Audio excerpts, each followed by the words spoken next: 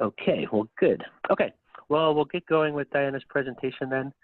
I just got back from a week-long meeting down in Albuquerque at Sandia National Lab last week with Diana, talking about this project and the pretty stellar team that she's put together to develop a predictive model for Arctic coastal erosion. So she'll be presenting on more along the lines of what's to come with respect to this effort, but also what we've been talking about in terms of spinning up this erosion model and some of the key pieces of information that we already have and some that we might need for developing this model. And a little background on Diana. She received her Bachelor of Arts degree in physics with a minor in mathematics from Vassar College. Gotta save you a second where we can. Okay, was that a question? Comment?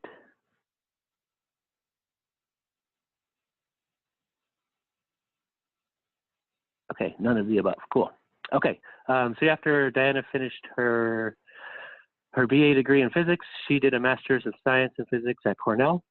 And her research before joining Sandia focused on quantum electromagnetic and water waves, as well as the production of ice saline slurries. She's been with Sandia National Lab since 2011, and her research there focuses on ocean wave energy conversion, the changing Arctic, and futures-oriented thinking for long-term strategies. Her research interests in the Arctic span coastal erosion, sea ice loss, evolving infrastructure needs, the dynamics directing the future economic activity in the Arctic, and the national security concerns arising from these dynamics. Okay, so with that, I'll turn it over to Diana. Thanks, Diana. Thank you, Ben. Can everybody see the screen? Hopefully. Yeah. Perfect. Okay, so I'm sorry I don't have a video. They're not a standard issue at Sandia, so I didn't get together to get one. So I apologize for not having one, but hopefully I'll be able to keep your attention as we go through this. So I just want to highlight, Ben mentioned the stellar team, and they really are a stellar team. So we have people from UT Austin, Ken and Jim McClellan, who are really focused on more of the biogeochemical side of the house. We have members here from Sandia, Jennifer Frederick, Alejandro Moto, and Jesse Roberts. And they each pick up a kind of certain section. Jennifer is focused on the thermal, Alejandro is focused on the solid mechanics, and Jesse's kind of focused on the sediment dynamics. We also have Craig Jones from Integral Consulting, who's also focused on the hydrodynamics. We have Jeremy Casper from UAF, who's working on the experimental side of the house, along with Ben Jones. So Jeremy's kind of on the ocean experimental side, and Ben's kind of on the terrestrial experimental side. And we also have Matt Thomas from USGS, who is, again, more on the mechanics and slope stability side of the house. So they're a really great team.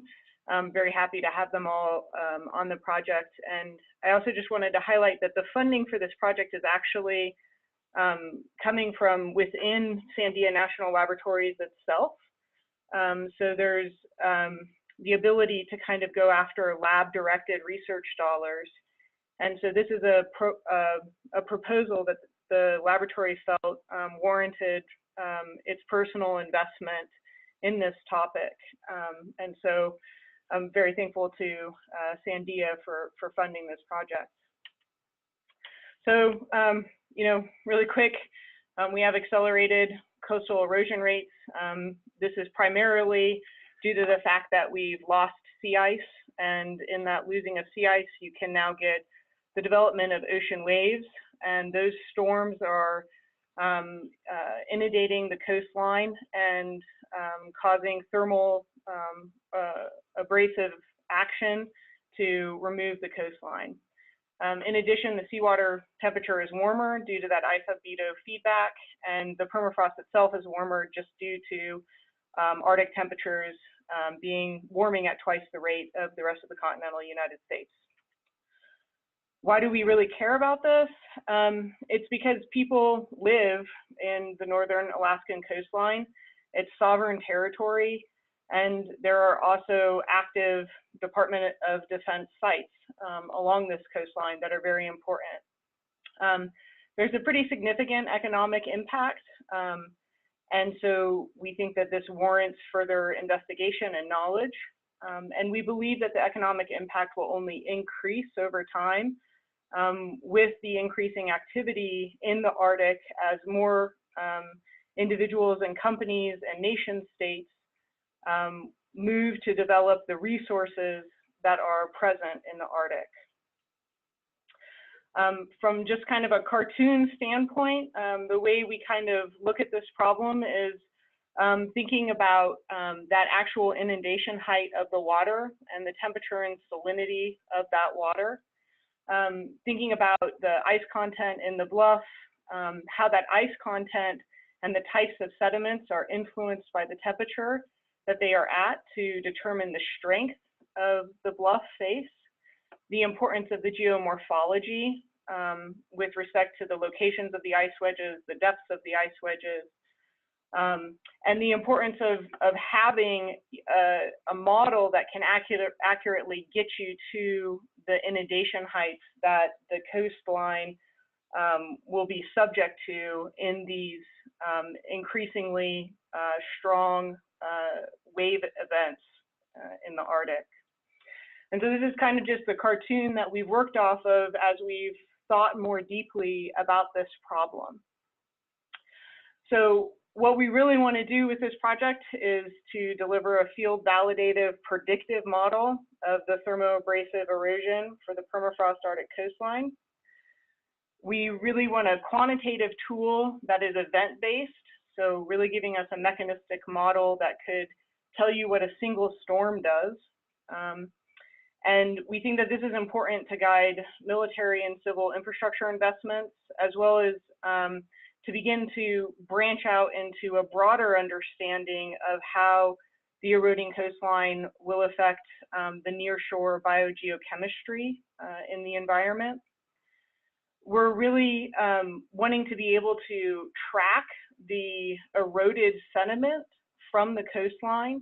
We think that this is important for looking at the deposition behavior of these massive kind of losses that we're seeing.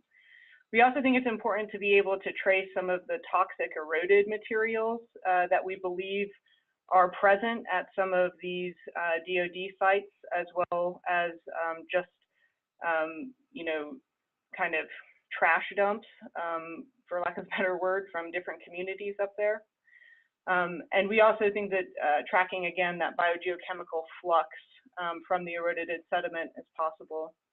We also view this project as a real way to establish some enduring relationships with Arctic invested parties. We've already worked to establish some relationships with the University of Alaska Fairbanks, the Geologic Survey of Canada, the US Geologic Survey, the Cold Regions, CREL, UT Austin, BLM, and I know that there are other relationships that are not listed here, but we view this as a way to really kind of start working with many Arctic interested parties. So kind of just stepping through the envisioned model progression, this is a 3-year project that we hope to be moving through, and we're starting this year in FY18. So from just kind of looking at the component coupling, again, in a bit of a cartoon sense, and this has been updated since 2016, but just only in our heads so far, not yet on paper. But this kind of gives you an idea of the level of variables that we're kind of looking at and thinking are important between the different systems. And so it's really, you know, moving from wave models that are really inclusive of the ice and the role of the ice in the development of those waves, to circulation models that can predict, you know, nearshore currents, as well as their interaction with the waves and the actual wave setup that you'll find along the coastline.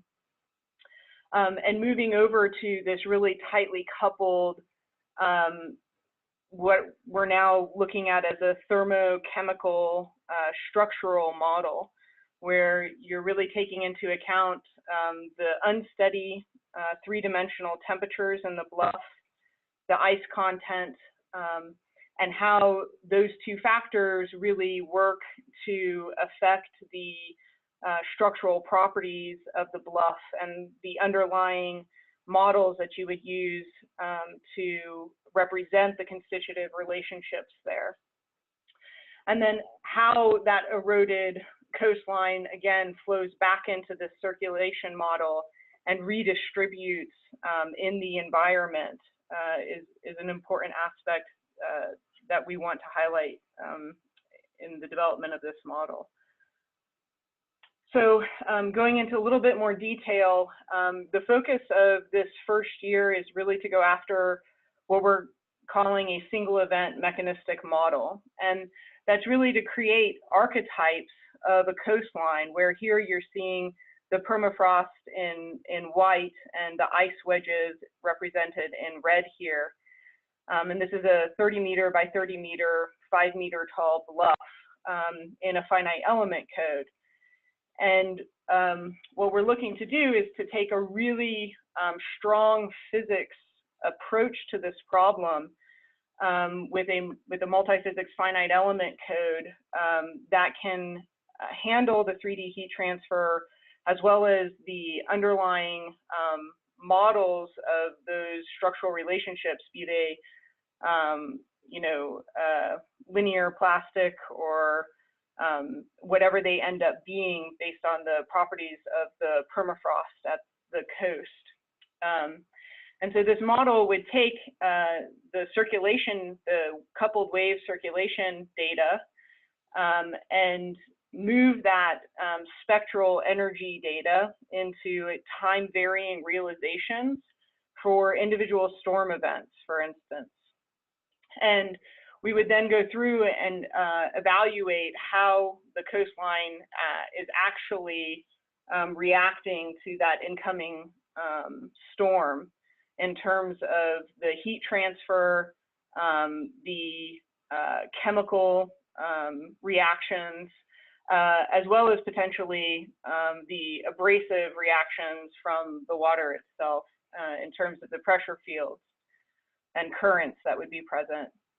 And the goal is to really validate this very strong mechanistic model with the data collected by Ben Jones and Jeremy Casper, in particular at the Drew Point site along the Alaskan coastline.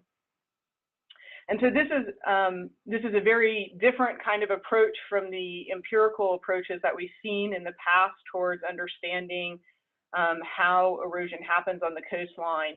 We're not assuming in this model a particular type of erosion, like a block failure or the location of a block failure or any of that. We're actually allowing the dynamics and each of the individual time constants of each of the different problems to play out in this model to start getting a real physical intuition from a modeling standpoint about how the erosion is actually happening along these coasts.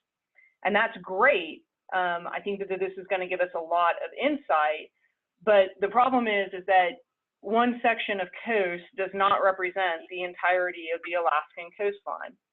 And so having this type of model is really a jumping off point for our program, in the sense that it enables us to now start parameterizing the important physics to allow us to develop multiple different types of archetypes. And the archetypes, will be based on the different coastline parameterizations, so the different geomorphologies, the different sizes of the polygons, the different depths of the ice wedges, the different strength properties for the different sediments or different ice contents.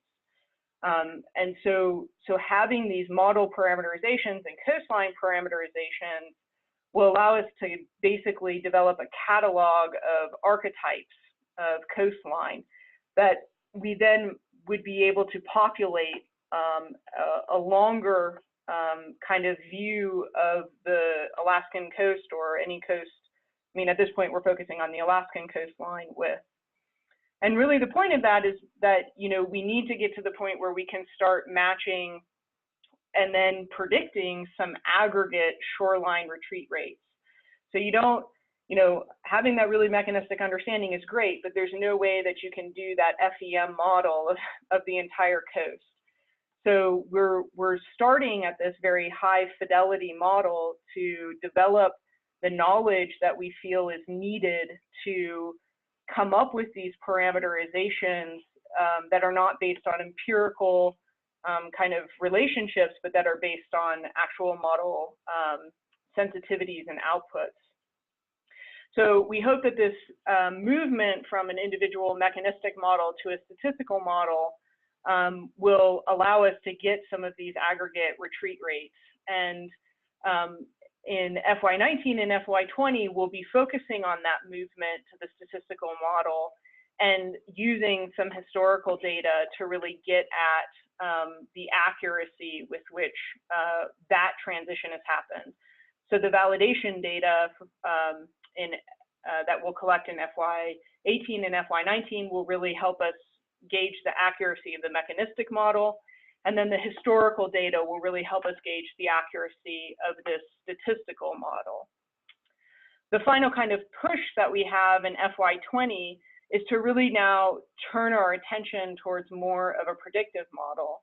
And here we would want to employ some of the IPCC RCP 8.5 predictions for what the future environment may look like in the Arctic when we have seen more sea ice loss, as well as warmer permafrost temperatures. And so the goal here with some of this predictive modeling would be, again, to start employing the statistical kind of models where we're looking at a longer coastline area and use some of these Earth climate model predictions to begin to estimate what some of these future erosion levels might be. And this, you know, as I've stated, is important because it starts to allow you to get an infrastructure impact analysis, nearshore ecological studies, as well as the ability to trace this eroded material either for an infrastructure impact analysis or for more ecological reasons as well. And so in FY20, that's kind of our goal, is to be able to move from this mechanistic model to a statistical model, and that statistical model then becomes the base of that predictive modeling. So in FY18, what we're really focusing on are two major modeling areas. So that first is the oceanographic modeling area that we talked about. And here we would employ WaveWatch 3 to develop a wave field in the Arctic, inclusive of the ice cover. And we would feed those boundary conditions from WaveWatch 3 into SWAN. It's important to bring in SWAN in the near shore at this point because one, it is tightly two-way coupled with hydrodynamic circulation models like Delft3D, but also SWAN's wave setup conditions, which is inclusive of the storm surge and run-up on the shore that you get when you have higher pressure systems moving through. SWAN has actually verified these setup values. And so we're bringing WaveWatch 3 into SWAN, and then SWAN tightly coupled with Delft3D. An important aspect about Delft3D that we're potentially interested in exploiting here is actually using it not just in 2D, but in 3D. It has the ability to mix temperature and salinity climbs within the model, which we think might be an important aspect for that predictive capability in the future. And so some just key advances here that we think is occurring with this approach to the oceanographic side of the house. One will be including the ice coverage. We'll have knowledge of wave energy along a broad coastline. The setup determination through SWAN will be inclusive of bathymetry and incoming wave energy. And we believe that we'll have the ability to accurately predict temperatures at the bluff face through the mixing of these clines. In past erosional models, typically the oceanographic side of the house is not treated with this level of accuracy, and so this is a pretty distinct change. The thermo-chemical-structural model is the finite element model, and here we're using Albany, which is a publicly released multi-physics code. And what we're really focusing on in these two pieces is having that tightly coupled unsteady heat flow and also chemistry components present as part of the constitutive structural relationships influencing the strength of the bluff. And really a key advancement, again, in the way that we're treating this problem, is that we are not assuming a particular failure mode. So the model would be able to predict retroactive slumping versus block failure. Because of the way that the physics is being calculated in there, it does not, we're not looking for a particular overturning moment or something like that. We're actually allowing the thermochemical evolution in the face of the bluff to influence the structural stability. So an incredibly important component of this modeling is that field campaign in FY18 and in FY19. But it's really to be able to validate that mechanistic model, since it's the basis of our ability to effectively parameterize and generalize from these highly accurate and specific events that we're going after. So when we started this work, we reached out to many partners to try to understand what is the landscape of field work right now in the Arctic with respect to coastal erosion. And we found that there are multiple historical and active experimental campaigns with relevant data.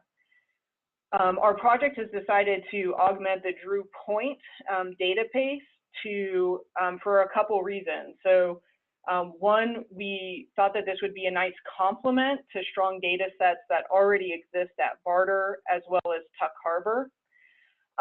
And it's also a location that has very large rates of erosion. And so we felt that this was a good test location for this mechanistic model. Having these other complementary data sets are very important in our ability to do some of that parameterization work that we talked about moving to the statistical model. Two important project connections that I just want to highlight is that the BLE LTER from UT Austin, they have been brought on to our project for that ecological stability piece and the biogeochemical characterizations.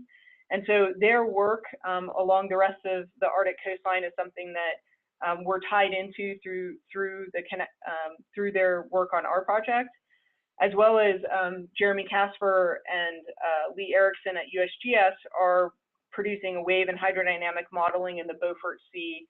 And again, they're working on this project as well. And so that's another really strong tie-in for us as we try to leverage as opposed to repeat work that's being done or in this region. So we're really looking for leveraging and contributing as opposed to repeating. Hopefully that's clear. So our project field campaign, covering a lot of space in that, the oceanography, the atmosphere, the permafrost, the morphology, as well as the biogeochemical pieces. I'm not going to be able to go into a lot of this in detail just to make sure we have time to talk at the end here. But you can kind of see off of this quick list, one of the major components that we have to work on for validation, which is an area that we see as kind of lacking in the literature right now, is this stress strain analysis as a function of temperature, really understanding the tensile strength of the permafrost bluff. Just highlight some impacts in terms of technical advancements.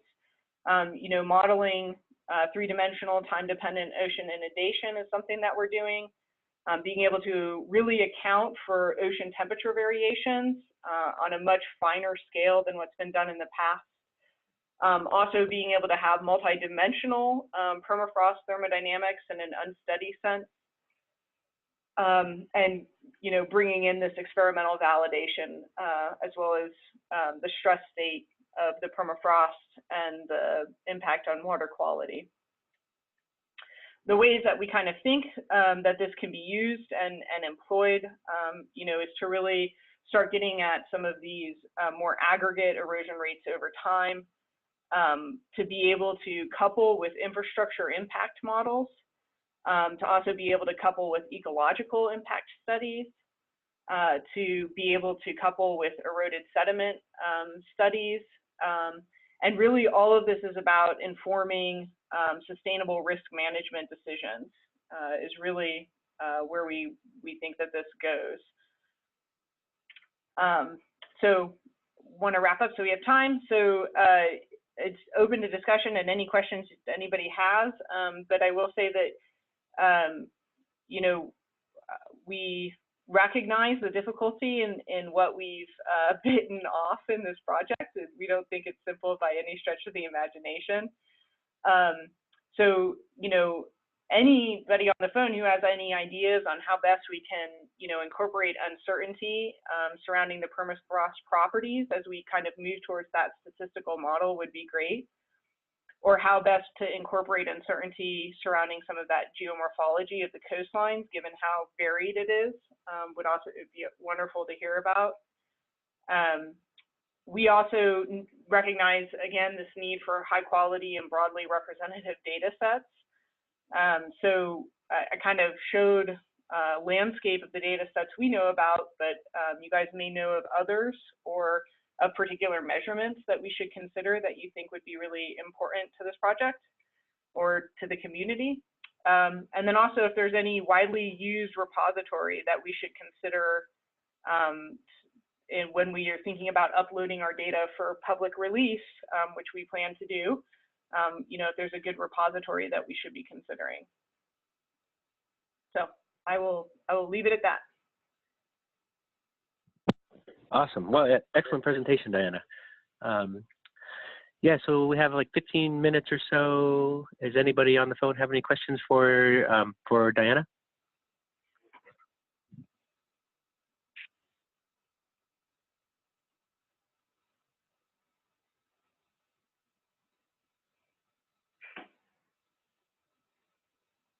I have a very maybe. Okay, I guess. Sorry, this is Christina. Oh, sorry, go ahead, Christina. Do we know where coastal erosion is the strongest? Which coastline is the most affected? I'm not sure, you may have said this in your introduction, and I think you had this one graph, but I can't remember everything you said there. Yes. Yeah, so along just like the northern Alaskan coastline, Drew Point and Cape Halkett tend to have very strong erosional rates with up to 20 meters per year disappearing. So very temperatures, or sorry? what's the reason for these areas being more affected than others? So part of it has to do with the permafrost characteristics and the geomorphology of the coastline. So this tends to have more of the block failure than other areas, and so you'll have these huge chunks of 15-meter diameter, 5-meter tall blocks eroding at once.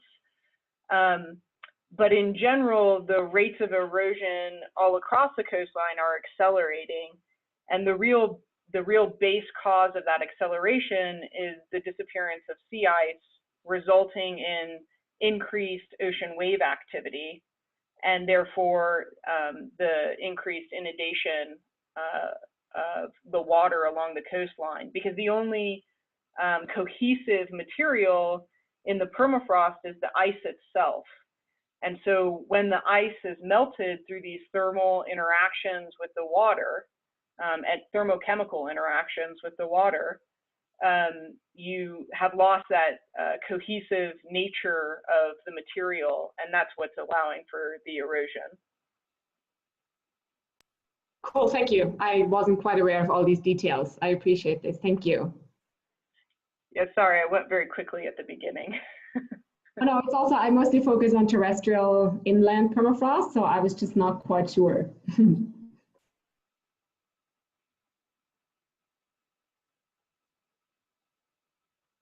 Yeah, so that's, I mean, that's the kind of important aspect, is that, you know, erosion models in the rest of the world, right, are not applicable to the Arctic coastline. And it's because the Arctic, the cohesive material in the permafrost bluff in the Arctic is ice, whereas in the rest of the world, it's because the coastline is, you know, either sand and not cohesive itself, or it's actually rock and you're having to abrade the rock.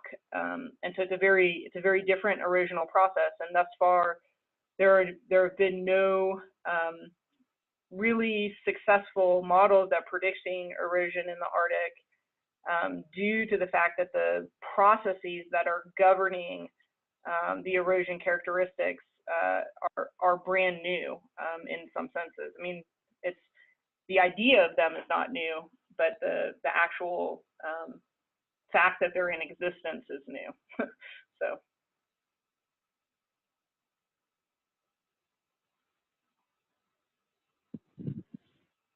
Yeah, great. Can I jump in, I guess, with a question for maybe Meredith? And sorry about forgetting your name, but the guy that was on the call from the Coastal Collaboration team. Do you see any direct connections between Diana's efforts and her team's efforts with what has been discussed as part of the Coastal Collaboration team?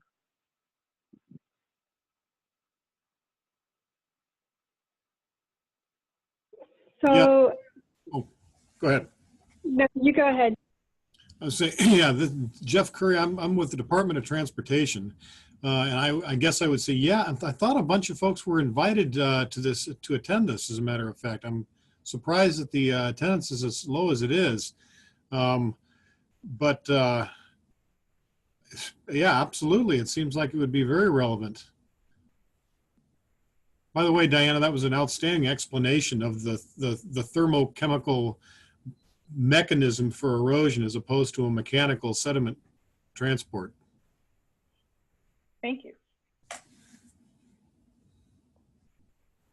Yeah, I agree with Jeff that this is very relevant to the coastal team, and I think should be discussed further next week. And the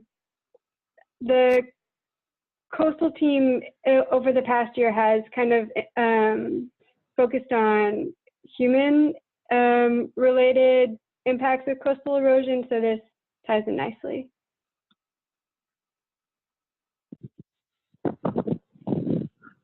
Okay, great. Yeah, thank you guys. Yeah, sorry, I'm on the move right now, so it might be a little noisy out here.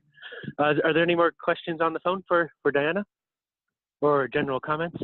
AKA Jerry, do you want to chime in and say anything?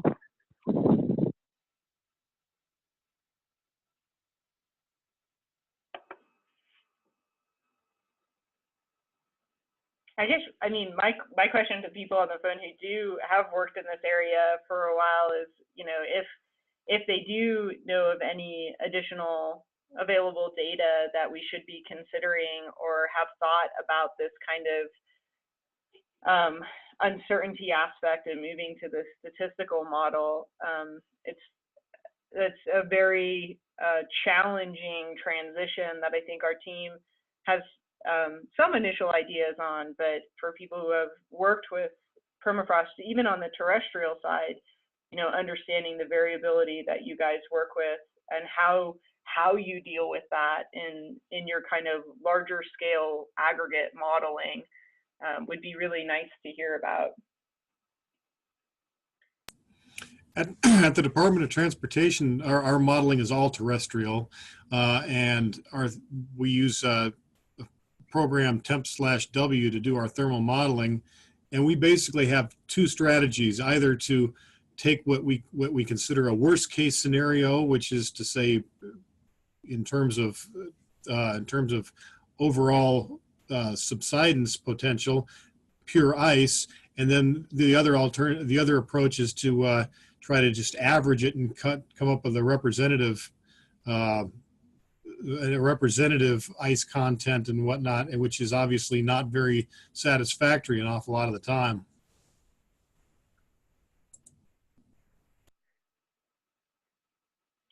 Yeah, and thank you for that. And yeah, that's kind of, you know, two things that we have thought about, and you know, also ways to try to get around that with doing some, you know, larger ensemble style approaches to get more distributions of behavior. And I think some of the trick is, you know, understanding what constitutes different, you know, and not just like a gradation of the same. And so that's something that I feel like we're definitely struggling with. So. Yeah, it's sort of a fundamental problem. The variability in ground ice concentration and type of ground ice is so high over very short geographic distances that it's tough to deal with. When I was working at Oak Ridge, I had to look at some of that for modeling and think about it in the context of scaling, and maybe sort of offline and over email, we can trade notes. That would be great.